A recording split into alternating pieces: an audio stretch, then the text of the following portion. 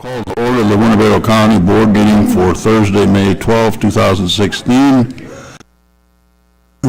Agenda changes. Under public participation, add Barry Mershon and John Tack Brantley. And under operations, please remove, would be item B. Let's see. Under finance, we're removing item B. Operations is also B, those will lay over. And under public safety, item C will also be pulled from the agenda. Yeah, I should entertain a motion to adjourn, shouldn't I?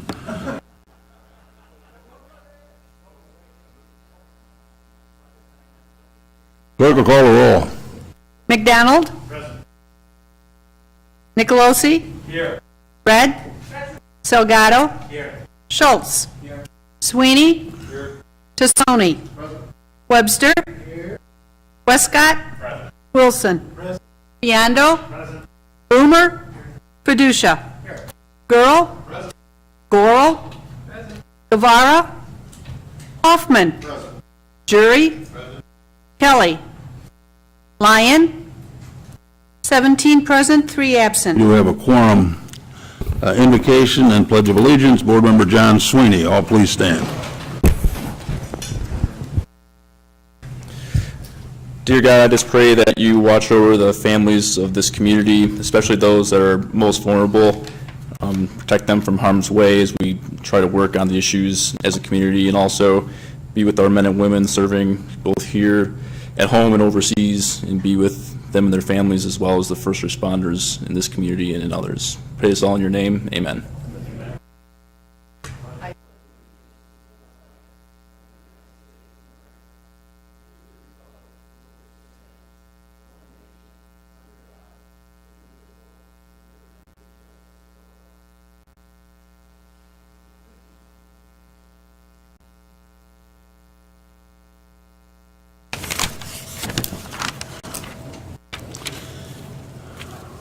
Okay, we have no proclamations this evening, but we do have a presentation.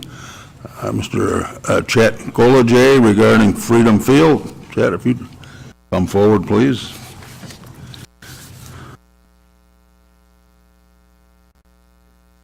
That's great.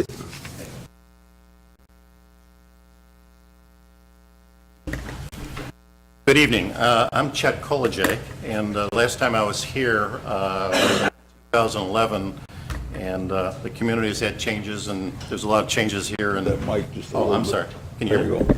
Thank you. A lot of changes. When I was here last time, I had just gotten back from Sweden, where a group of us had represented the county and the area, okay, in lead shipping, which is an agreement we have. So thank you, number one, for the support the county has given us.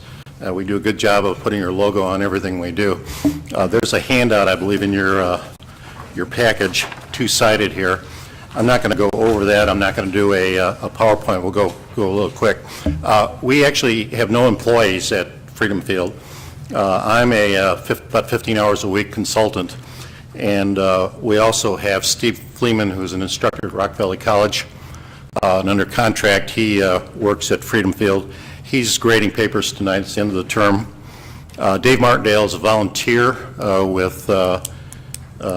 that spends 5, sometimes 10 hours a week at the place, and he's just really the most helpful guy in the world and all that. And then John, as I call him, John the Elder Sweeney,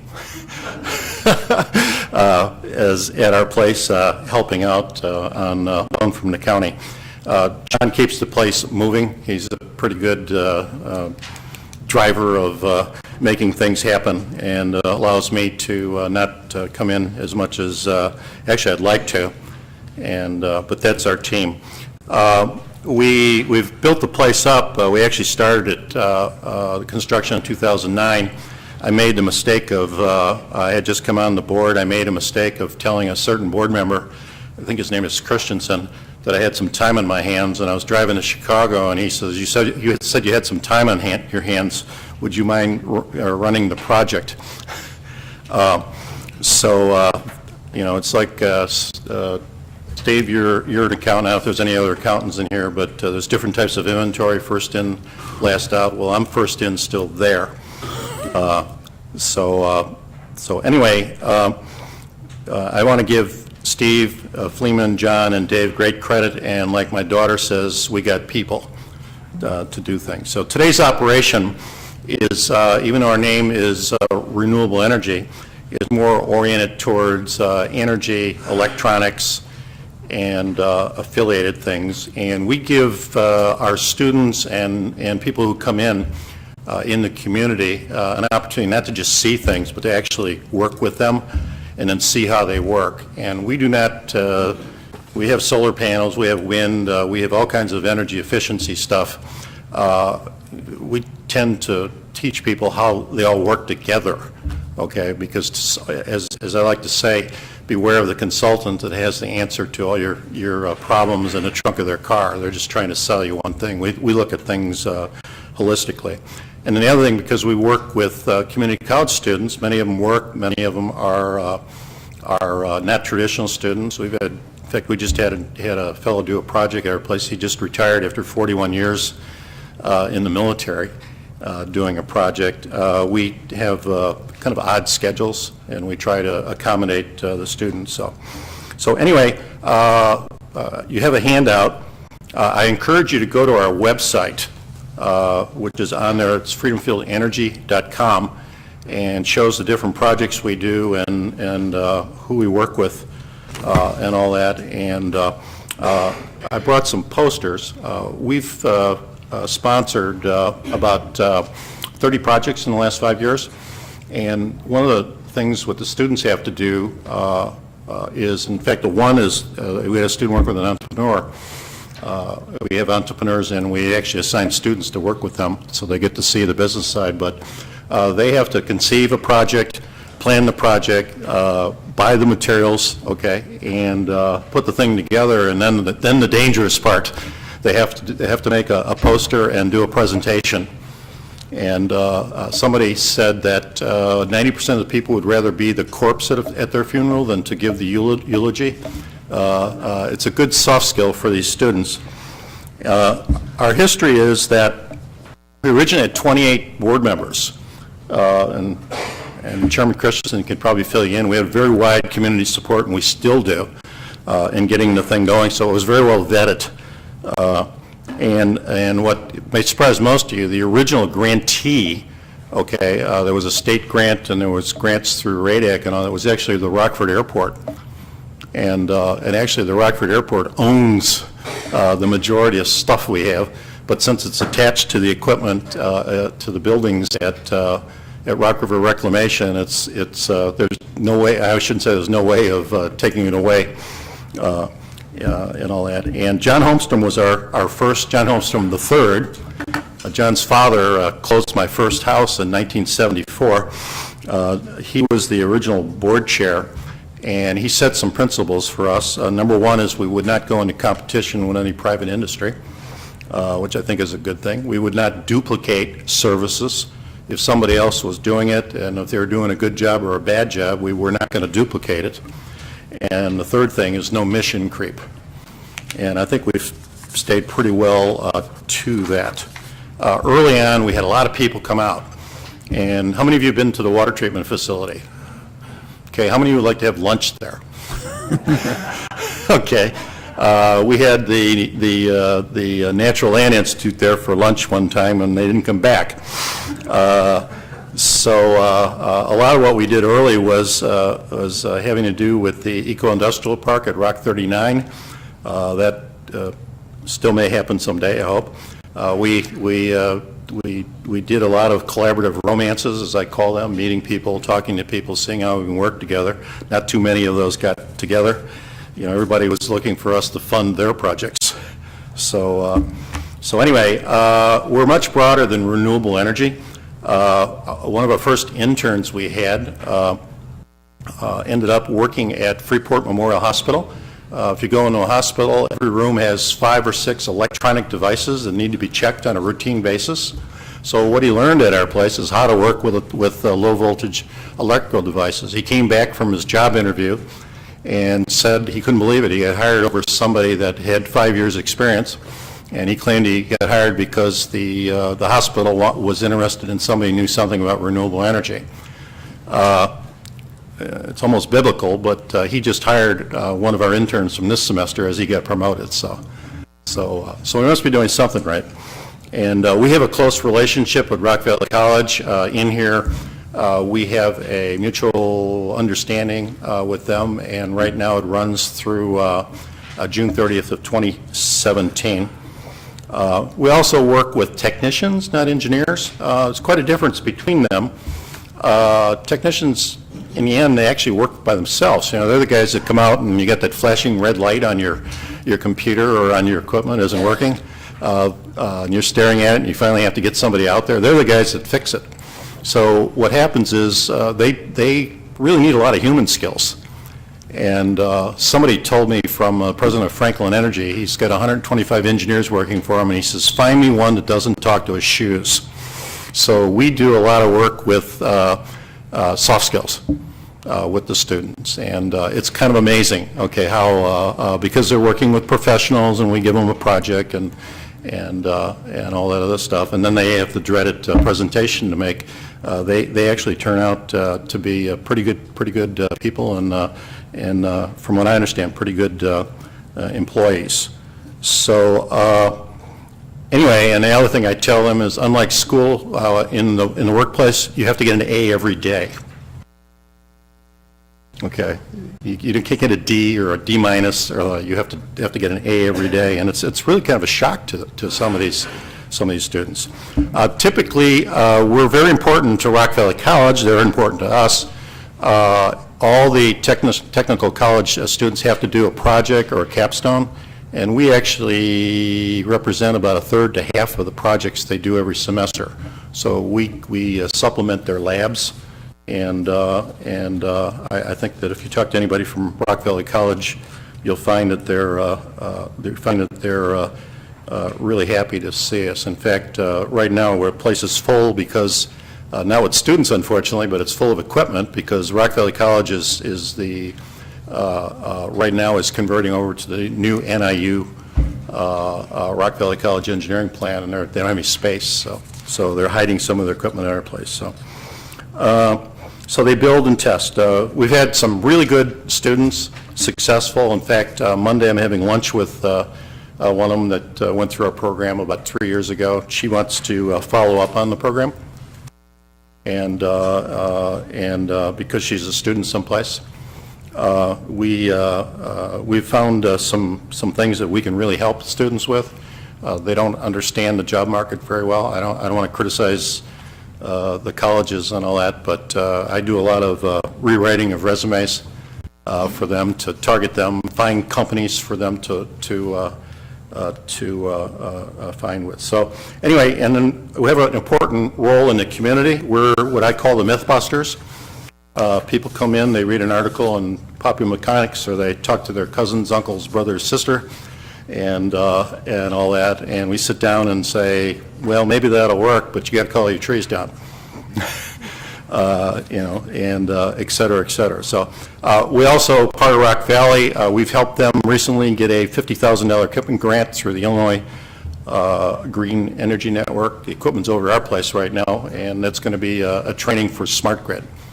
And hopefully they'll get some contract from ComEd to pay for some of the tuition. So anyway, every time we do something now, I say, why are we doing it? Is it directed to learning, or are we just doing it because it's fun? I'm not trying to cater to the board here, okay, in saying that, but that is a fact. Okay, that because it's when you get into technology, sometimes it can be just as much fun as important. So anyway, and then the last thing is public engagement. I mentioned that it's not a good place to go eat. And it's a little bit out of the way, and we do not have public accommodations. We have stairs, and all that. So we can't do a lot of public engagement at our place, but we have for the last 3 years, and now the 4th year, sponsored and ran a summit and expo for the community, and we've averaged about 150 people at each one of those. We did first one like on public policy relating to energy. The second one we did entrepreneurship, building technologies. Last year we did sustainability, and this year we're going to do energy efficiency. And so that way we not only showcase the community and what the community is doing, because we have a lot of out-of-town people coming, but we also demonstrate that it's a wonderful place that has a lot of entrepreneurship and a lot of innovation. So that's it. Questions? Some of the posters are there, and as you can see, they're rather complicated. We don't turn out 8-week wonders to push buttons. We help train them to think, to innovate, and to get things done. So. Yeah, on the capstone programs, there's quite a few of those, and most all of them have gotten jobs. Yeah. Very good jobs. So as an emerging industry, this is proven up. Yes. And then what we try to do, too, is to, a lot of the skills are transferable, because like I mentioned, the hospital, it's amazing how much electronic equipment there is in there. In fact, one of the things we're doing, some of you heard the Internet of Things, where you're connecting sensors and wireless and being able to connect things long distance. We have an Internet of Things lab there, and where you can turn things on and off literally from anywhere in the world, and control them. And these are the jobs, these are the technologies, and all that. They're not fads. They're things that are happening every day. They claim there's going to be 50 billion devices interconnected in 15 years. There aren't that many people. But somebody's got to do it. Somebody's got to install them, fix them, et cetera, throw them away, sell them. So that's it. Any other questions? Yeah, Mrs. Goro? Yes. With all that electronics out there and all the good stuff you've been doing, I've always been impressed with Freedom Field.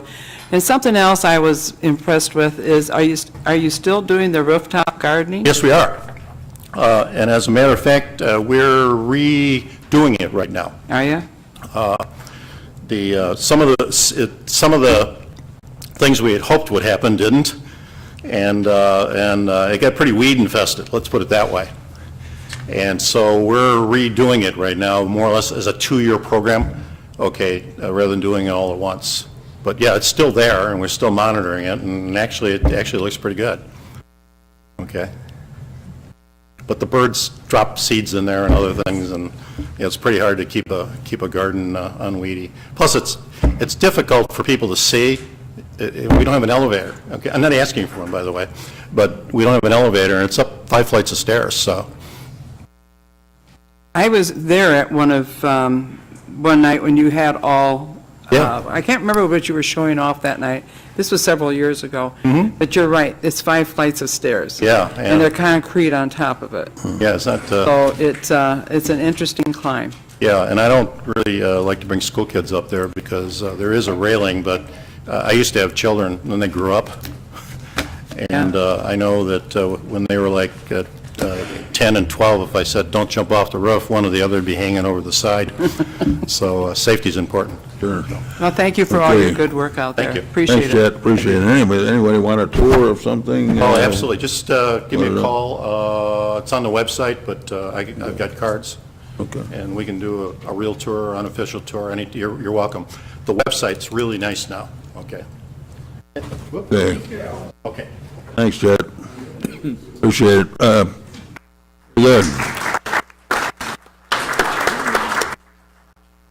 Public participation, Mr. Barry Mershon. Remind our speakers that our rules call for 3 minutes each.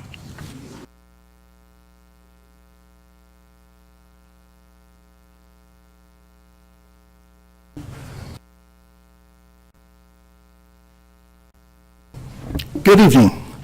My name is Barry Mershon, and I've been a citizen and taxpayer in Winnebago County for over 25 years. I'm here to express my concern with the skyrocketing property taxes in Illinois, and specifically in Winnebago County. Illinois now has the highest property taxes in the nation, which is double the national average. Winnebago County is ranked 80th of the 4,143 counties for property taxes as a percentage of median income. Because of this and other economic hardships, people are fleeing our state at a rate of one person every 10 minutes. More specifically, in Winnebago County, the population has decreased over 8,000 people in the last 5 years. We cannot continue the trend of having less and less people bear the burden of government tax bodies. Our government employees are public servants who should be serving the taxpayers, not placing undue burdens on them. We cannot continue asking our people to pay more and more of our income without the taxing bodies making cuts to their budgets. The average yearly property tax paid by Winnebago County residents amounts to an unbelievable 5% of their income. When it comes to, and this is what we get for it, living in Winnebago County, for having the highest tax rate in Illinois. When it comes to violent crimes outside of Chicago, Rockford ranks the most dangerous town in the state, according to FBI statistics. With a high school graduation rate at 67%, and only 29% of those who graduate are ready for college. It's difficult to see how our tax money is helping solve any of these problems. We cannot continue raising taxes as an answer to the failing economy in Winnebago County. Raising taxes, income, property, or sales tax is a failing endeavor that will continue to cause economic harm to our area. We need to freeze taxes at the current rate and increase the tax base by bringing people back to the state of Illinois and our community. This can only be done by creating jobs and having friendly business policies. I challenge each and every board member here to consider how your actions will affect the individuals and families you represent. You have a great responsibility to your constituents, and one of those is holding government accountable to control spending. So the next time you approve a budget or expense, I would like you to remember, we already pay the highest property taxes in the nation. Thank you. John Tack Brantley from Transform Rockford.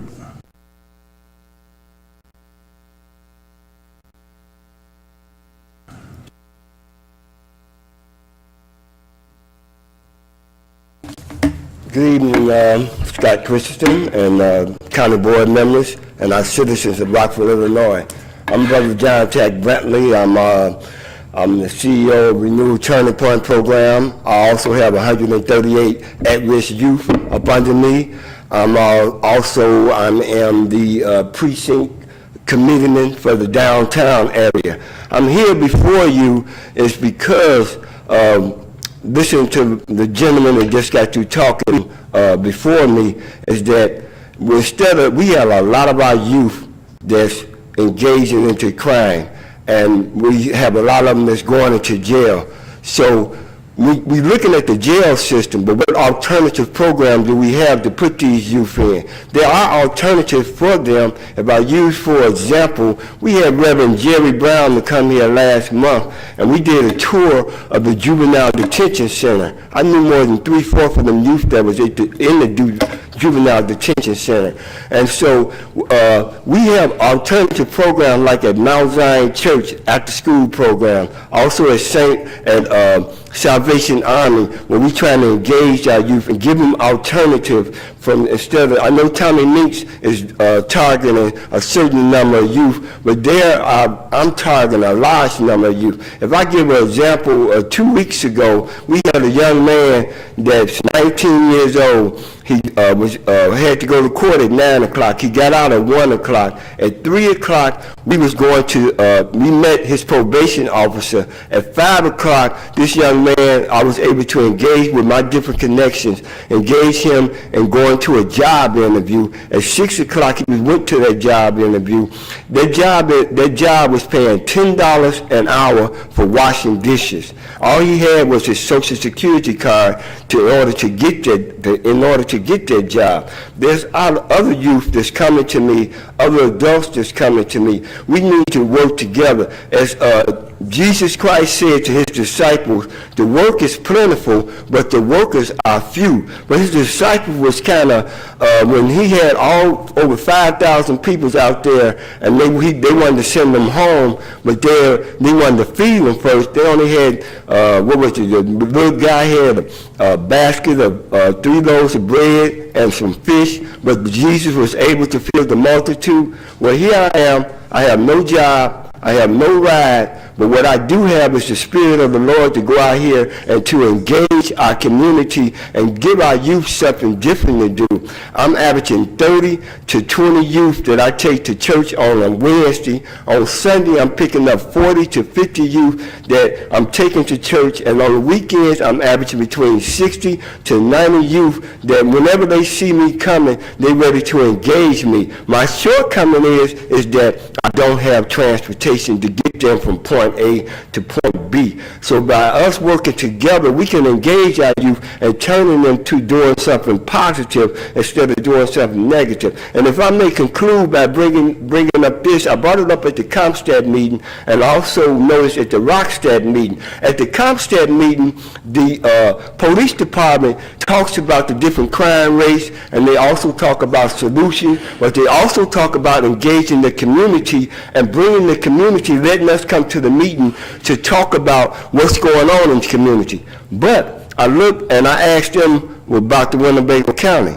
They said, well, you have to go to the Winnebago County and talk to them. So I understand that the chief of the Winnebago County Sheriff is not here, but I'd like to make a suggestion and see if we can work this out. Why not, just like the police department have where citizens can come to their Comstead meeting, why not the Winnebago Sheriff Department, because they have statistics too. They have arrest rates too. They have the number of people that they send to jail too, and how they are. We have Sheriff Officer Stanley, she comes to our meeting in Fairgrounds, and West Gateway Coalition, she comes and attend our meeting. They give us statistics of what's going on, but that's a small number of people there. What about having the Sheriff Department where they have a stat and have a meeting, whether it's open to the citizens, so we can come there and sit and engage and have a working relationship and build that relationship up with the Sheriff Department as well as with the Police Department, and build that bridge where the community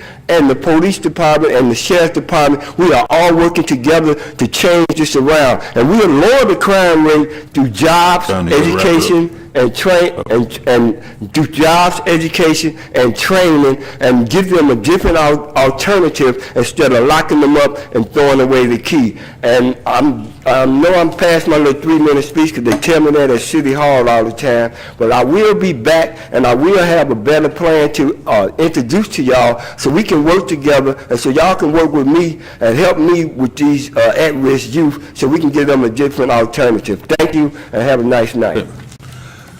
Very good. May I please have a motion to approve the minutes from March 24th, 2016, and later the minutes from April 14th, 2016. Moved by Mr. Guevara, second by Mr. Nicolosi. Mr. Jury. Additions, corrections, deletions. Hearing none, all those in favor signify by saying aye. Opposed? Minutes are approved. Announcements and communications. Clerk Mullins. The items listed below were received as correspondence. They'll be placed on file. Any other announcements or communications? Mr. Schultz. Thank you, Mr. Chairman. The board I just want to make you aware of the fact the board is at a disadvantage tonight because we did not get electronically the agenda and then all the supporting documentation for the items on the agenda for tonight's meeting. And so it would be helpful to me if when the chairman of the committee introduces an item, if they would give a brief explanation of what the item relates to at least. But it is a severe disadvantage. I typically come early so I can spend time with that documentation, and that's not available. Okay. Anything else under communications? May I please have a motion to approve the consent agenda? Is Mr. Hoffman moves, Mr. Gurl, Mrs. Gorel, Mr. Nicolosi, Mr. Salgado, all second.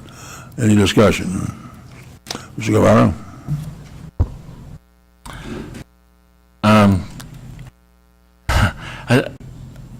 I'm hesitant to vote on the consent agenda without anyone having seen it. I think, I'm going to vote no on the consent agenda just because I don't know what's in it and I don't think anyone's actually had a chance to look at it. I don't know. You know, Steve, Mr. Chapman, do you know? I believe the only item on the consent agenda tonight would be the raffle report.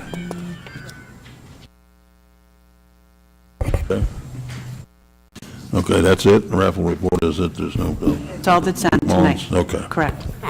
all right. Any other discussion? Objections to the motion? Clerk will cast the yes vote for all members present, with the exception of Mr. Guevara. Consent agenda is approved. Standing committees, Finance, Mr. Biondo.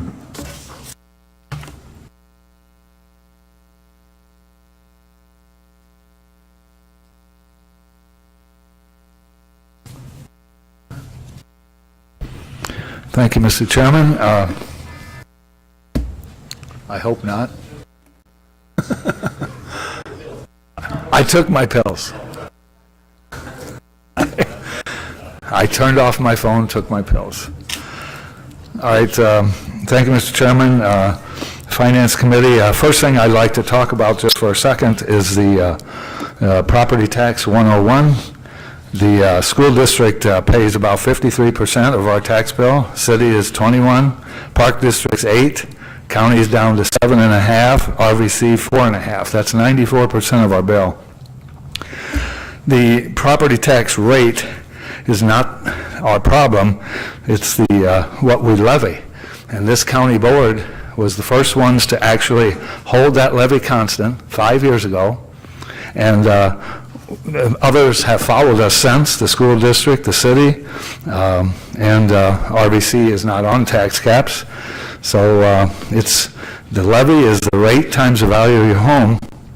And so far, the county has saved $16 million for the taxpayers of this area because we did not take CPI on the tax caps, and that we're up to $4 million a year right now. So even if taxes went up, we do it in the future, it'll always be $4 million less than it was before. So I just wanted to say we did that job, and this board is the one who did it. So thank you. The item B has been removed, so we're going to go directly to budget amendments 2016-016 and 017, and they're for the county clerk for $4,000 for, I'm sorry, you're not, I'm sorry, she's not getting anything. It's I get that mixed up. Circuit clerk, it's just to allocate additional civil fee revenue for some expenditures in their own budget for $4,000. And the other item is for leases on cars for the sheriff and for the coroner of $9,432 and $15,300, and the real amounts of the full amounts of the cars have to be done for accounting purposes. So I move that we approve 2016-016 and 017. Heard the motion, seconded by Mr. Sweeney. Mr. Drury. We have Mr. Gurl, yes, Mr. Nicolosi, Mr. Wilson, and Mr. McDonald. No, any discussion? Mr. Schultz. Thank you, Mr. Chairman. I voted at committee for item 2016-016 and against 2016-017. 017 relates to a budget amendment that came in at the very last minute that added $1 million to the budget. So to be consistent, I would like to separate these items and be able to vote for item 1 and against item 2. Okay, is there a second? Mr. Boomer, you're seconding? Okay, so we will separate then items 16 and 17. So Okay, move for approval of budget amendment 2016-016. again, that's been moved and seconded. Yep. Any objections to that motion? Hearing none, the clerk will cast the yes vote for all members present, Item 016 is approved. Mr. Biondo? All right, then also move for 2016-017, which has been seconded. Seconded, so, any discussion? Mr. Webster? Yeah, thank you. Once again, Ted, please run 017 past me again. 017 is for the coroner and sheriff's. It records the full value of the vehicles purchased. We've already approved these, I believe, and it's just a record-keeping deal that it requires that the full value of the vehicle purchased for that office be placed in the capital lease and records for debt service, and the debt service is the lease is $9,432, but the full value of the automobiles is $72,000, but we don't pay that all at once. The second one is for the sheriff's office, which records the full value of their vehicles unmarked, purchased for that office on an accounting of $117,900, but it's for lease this year of $15,300. Thanks. Then going back to what Steve just said, that's a $1 million amendment. I'm a little confused here. Is that what you said, Steve? No, this was part of, I guess, another, it was just a portion of that $1 million deal. This is all together, it's really $25,000 this year, and the total values of the automobiles are $190,000. Thank you. Okay, further discussion? Mrs. Lyon? So I'm still confused. So this is just a portion of a amendment that adds $1 million to their budget? I'm sorry, I'm just confused. Yeah, I don't remember do you know, Steve, which amendment we're talking about? Mr. Chapman? The county board at the budget meeting approved an amendment for the sheriff that added certain personnel and also equipment to the budget. I think the total was like $980,000, somewhere in that area. The county board approved that amendment as part of the 2016 budget. This amendment is just, we've already purchased the vehicles for the coroner. We've already purchased the vehicles for the sheriff. We've already approved the financing for both of those purchases. All this does is get our accounting records in line with what our auditors, how they want us to record these particular purchases. Otherwise, everything else has already been approved by the board previously. Thank you. Okay. Properly before you, any objections to the motion? Okay, the clerk will show unanimous approval with the exception of Mr. Schultz. Motion is approved. Mr. Biondo? All right, we have budget amendment 2016-018 to be laid over. So ordered. And I'm going to take these two together. A resolution authorizing payment of amounts due to Microsoft Corporation as a result of license verification compliance review. And I would like to move to suspend the rules. Okay, we're going to do, okay. Don't we have to do these together? Yeah, why don't we take the resolution and we can come back and suspend the rules, or Okay. if you like, we'll suspend the rules. The motion is to suspend the rules to consider the budget amendment, correct? Yes. Okay, you heard the motion, and seconded by Mr. Jury and Mr. Webster. Discussion on Mr. Sweeney? I'm sorry, is this not discussion on the suspension of the rules? Is that what this is on right now? This is on suspension of the rules. Well, I'll wait. Okay. Okay, any objection to suspending the rules? Hearing none, the clerk will cast a yes vote. For all members present, rules are suspended. Motion is in order. Mr. Biondo? Yes, I move to approve budget amendment 2016-018. Along with the resolution? Along with the resolution, which is authorizing payment of amounts due to Microsoft as a result of their license verification compliance review. Okay, you heard the motion. Seconded by Mr. Jury, Mr. Webster, I believe. Okay, Mr. Sweeney? Can we get a breakdown of the funding sources that's going to be paying this? I mean, I haven't heard an official confirmation of this, but there was a scenario out there where some people thought that perhaps some departments that had nothing to do with whatever happened were going to be dinged on their budget to pay part of this, which I think would be totally unfair, but I just want to know what's the sources of the funding? Yeah, the license verification compliance review installed in company computers reflected $283,423 amount due for products that were improperly installed or licensed. To fund that amount, they've determined that they can fund $57,225 from existing budget, $56,080, which the county will receive for a data gravity device buyback, and the balance of the funds, $170,119, will be recovered from chargebacks to user departments or possibly a reduction in capital outlay. That's what's listed on the resolution. Go ahead. So $170,000 would be recovered due to chargebacks. And So do we know how that would affect some of the smaller departments or relatively smaller departments? I guess the way I understand it, it seems as if some of these smaller departments that we hammer on all the time to try to stay in budget then are going to be at the last minute at this point in the budget year dinged. So what kind of amounts are we talking about for some of the smaller departments as an example? I don't know. It gives that whole... Mr. Gettner, would you like to comment? Thank you, Chairman. We've distributed this exposure over a variety of departments, and one of the organizations that we will seek for assistance is the Winnebago County Health Department, and that's at approximately $29,157. We have some of the financial exposure is in the Sheriff's Office at approximately $50,000 for some server software that we cannot prove that was licensed.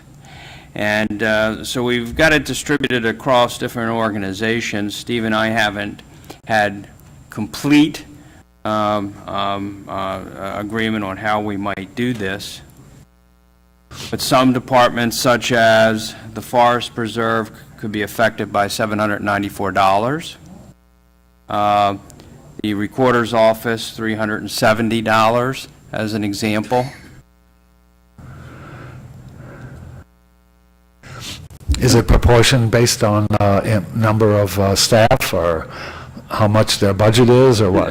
No, in the case of the Recorder's Office, that would be a specific software associated with what's referred to as Windows Server User Client Access Licenses.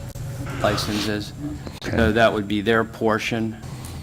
So in some cases where maybe a department had a copy of Excel 2003 that we couldn't find a license on, that now has to buy Excel 2016, that particular department, we would ask to pay for that. Okay. Mr. Nicolosi? Thank you, Chairman, and I think this is a question for Mr. Gettner. Is there a deadline to Microsoft to make this payment, this settlement? Yes, the end of the month of May 2016. Okay. Anything else? Mrs. Rudd? Thank you, Chairman.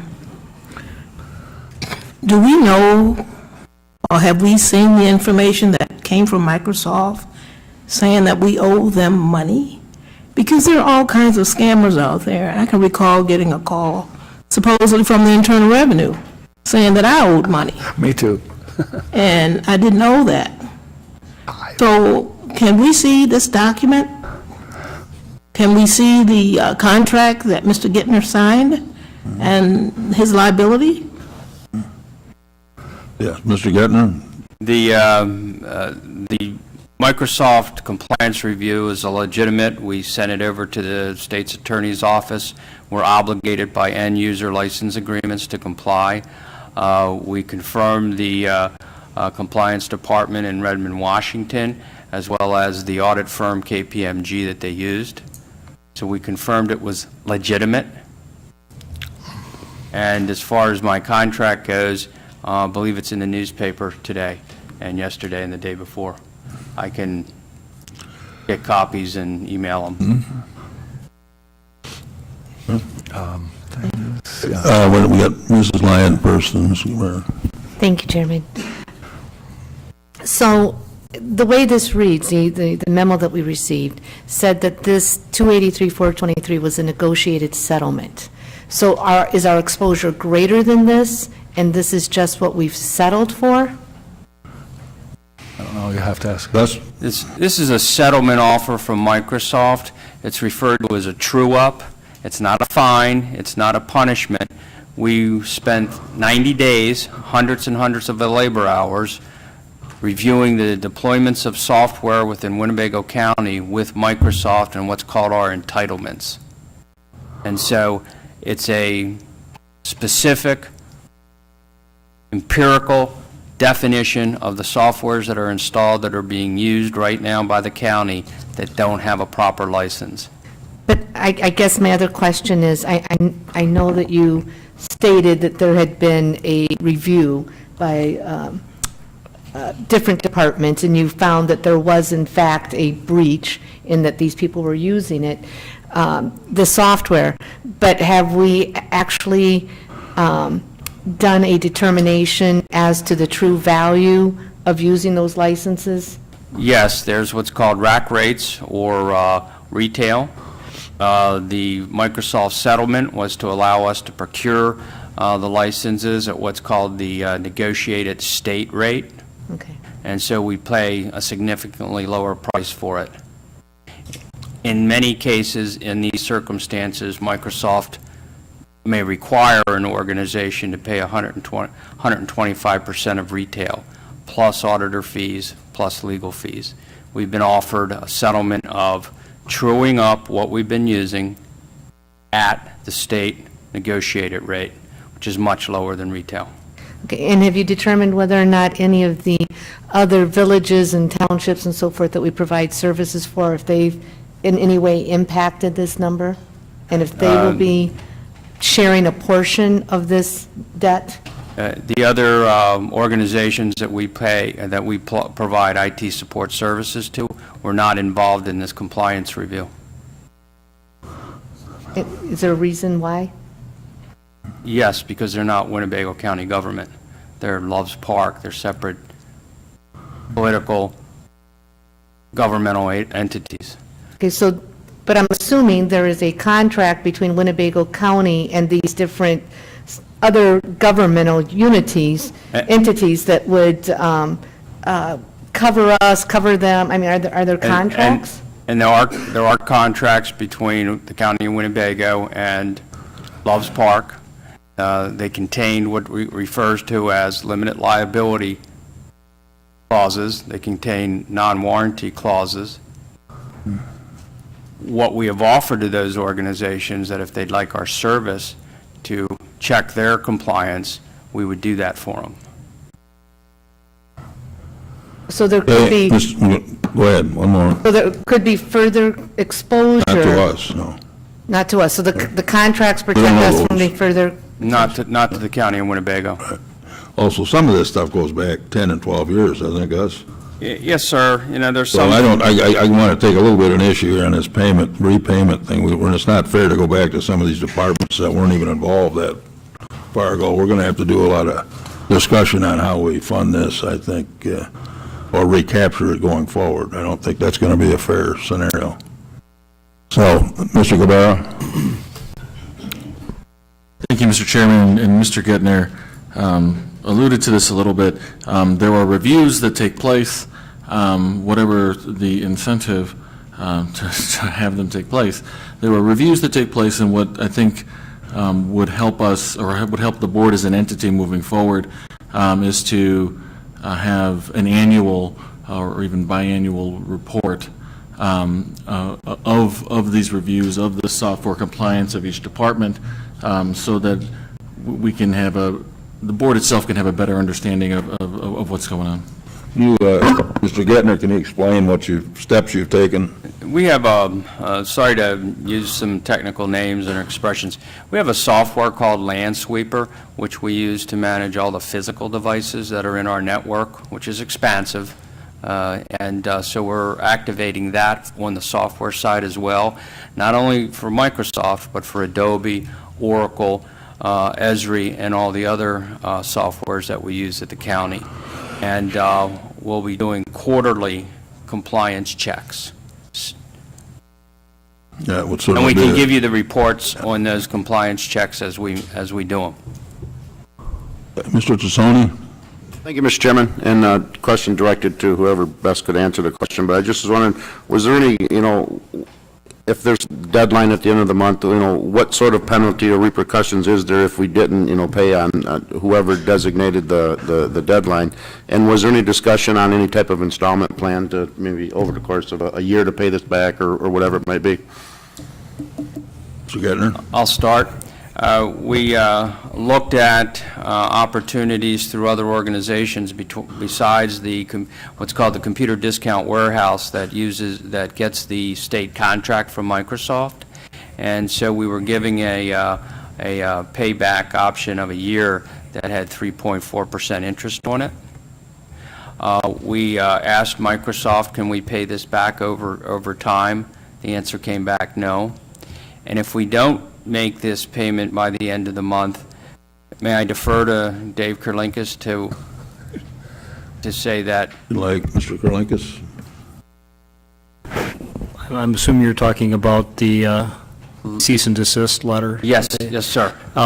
Based on information that was forwarded to me by Gus, there was a communication from somebody at Microsoft. I don't have his name in front of me. That Mark McGovern in compliance. Okay.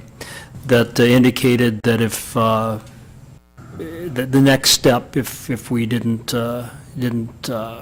do the true up that Gus is talking about, would be the issuance of a cease and desist letter. And then what that simply means is just what it sounds like. They would send us a letter saying, since you're out of compliance, you have to stop using our software.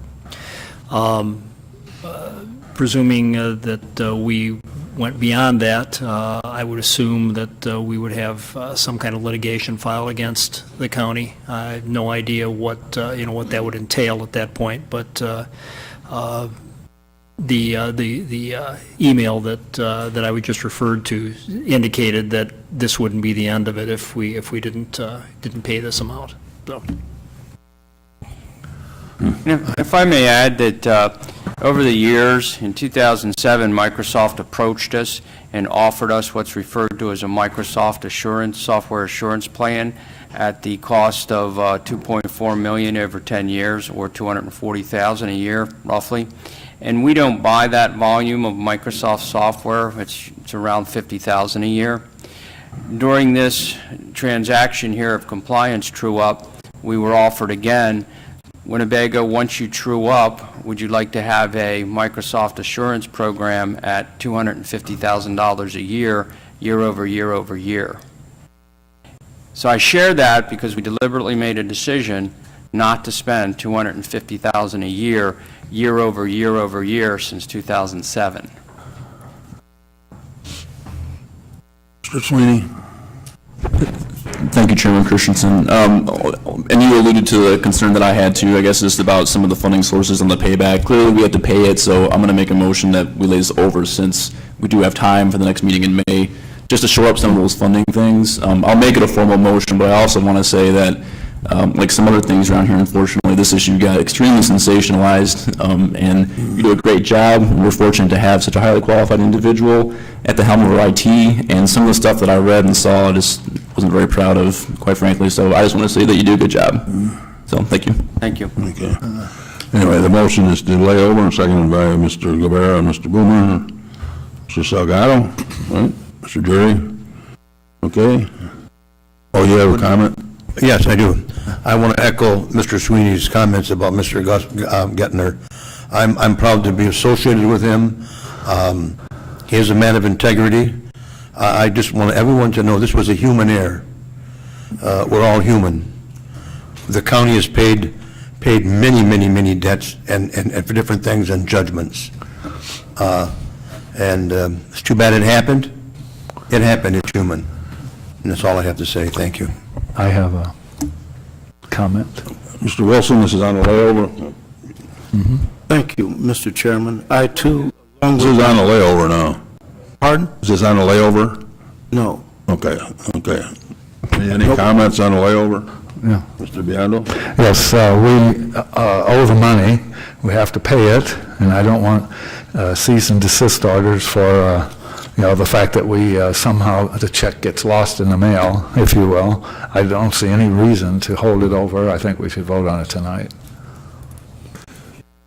So I'm Let's see, Mr. Gedner? In the settlement offer, we were asked to produce the purchase order by May 25th. Okay. I could make calls to see if we can have that Well, our extended. next meeting is May 26th. Yeah. Okay, and so, I know Microsoft is hurting for money. I know Gates is broke. One day means nothing to me. I'm sorry, this is just, we didn't ask for an upgrade in software. It got shoved down our throat, right? They wouldn't secure it. They wouldn't support XP, so we had to go to 8.1, which we didn't need. Right. So one day they can't help it. How long will it take us to transition out of Microsoft totally? Well, we can't transition out of it totally, but over the next 36 months, we can reduce our utilization of Microsoft products probably by half. And my estimate of our portfolio of Microsoft product is currently about 1.4 million. 1.4 million, we've been spending, what, 53,000 a year? On average, the last 3. Oh, so one day is a big deal. My 2 cents, I'll support the layover. Mr. Sweeney? Well, yeah, I guess my comment was just going to be, if it's recommended, we don't want to cause a problem. We obviously owe the money. That's not under any dispute. I was just concerned about the implications of some of the smaller departments on the chargeback.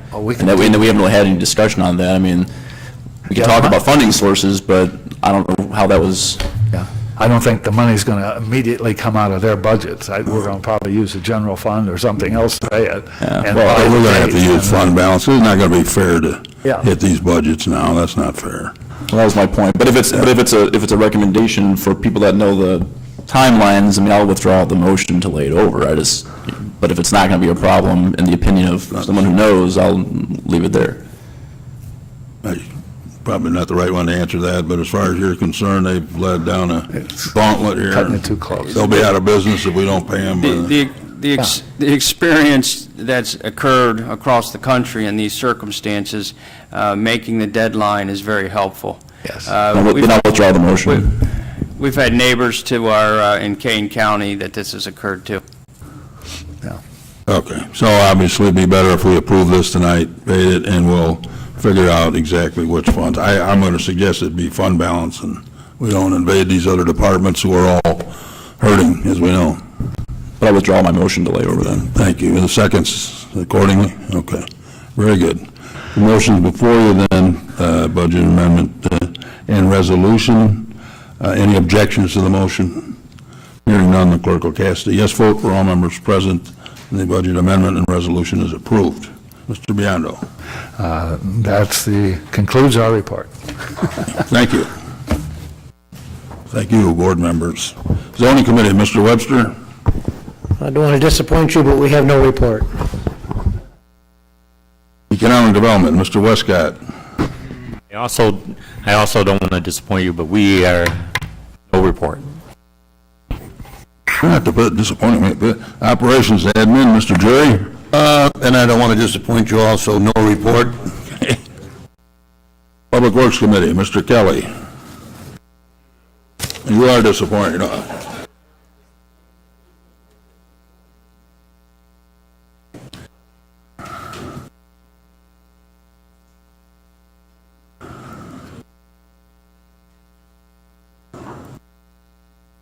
Public Works brings 4 resolutions before you this evening. The first is a resolution rejecting bids for the sale of wireless portable lifts for the County Highway Department, and I'll move its adoption. Heard the motion, seconded by Mr. Webster, Mr. Boomer, and Mr. Gurl.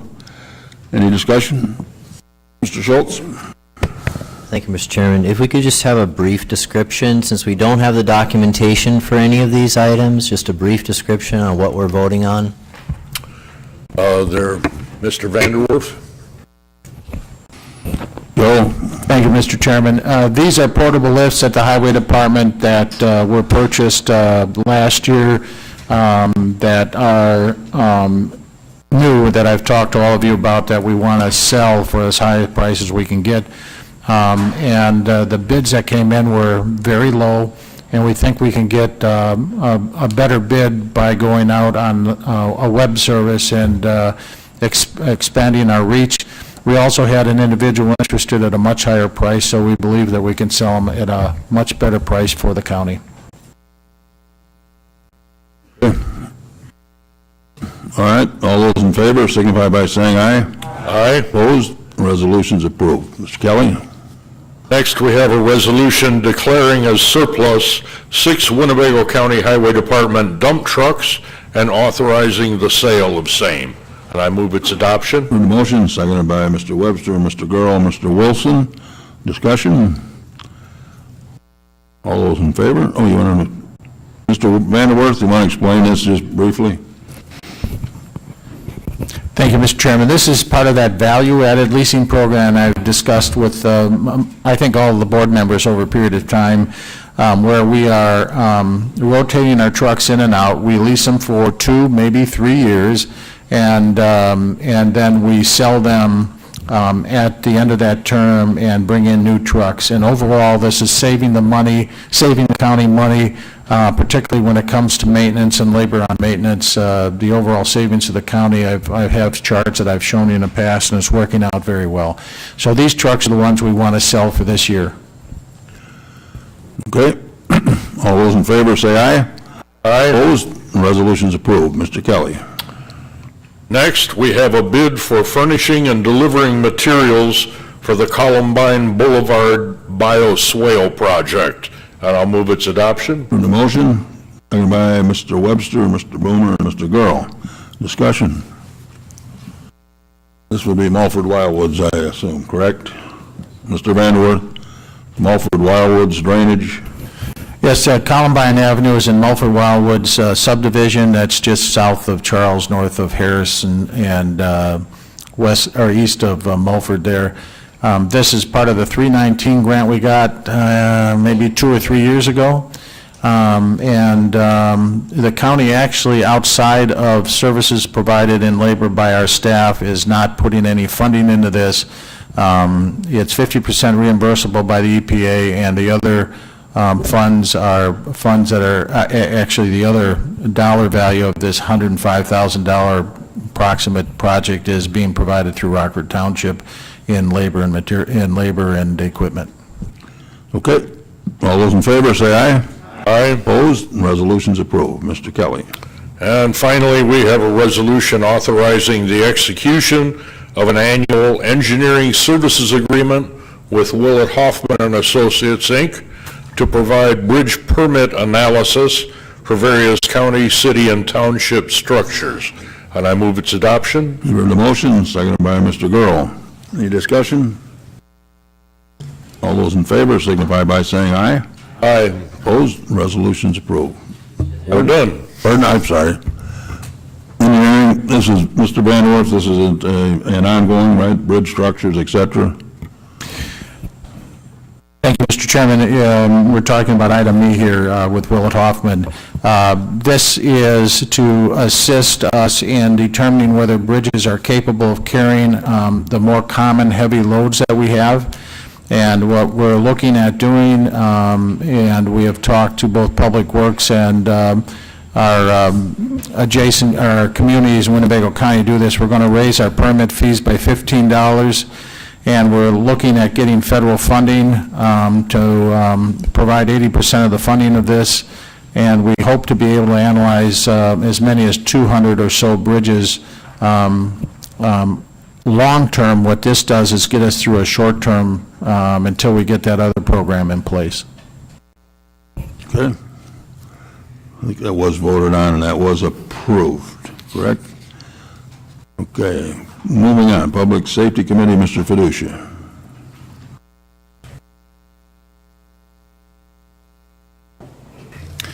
Thank you, Mr. Chairman. Your Public Safety Committee brings in one resolution this evening, and that's the extension of an intergovernmental agreement with the City of Rockford, the Winnebago County State's Attorney, and the Rockford Public School District 205 for the operation of a youth court. The youth court basically is, for those of you that don't have an agenda, is an alternative that Rockford Public Schools districts use for students who commit certain offenses which could otherwise involve the students in the juvenile justice system. This comes to no cost at Winnebago County, and it is a proven program, and it's been in place for a couple years now with a high rate of success, and I urge its approval. Move the motion, seconded by Mr. Westcott, Mr. Guerrero, Mr. Hoffman, Mr. Wilson, Mrs. Red, Mr. Salgado. Okay. Any discussion? Mr. Wilson? Thank you, Margie.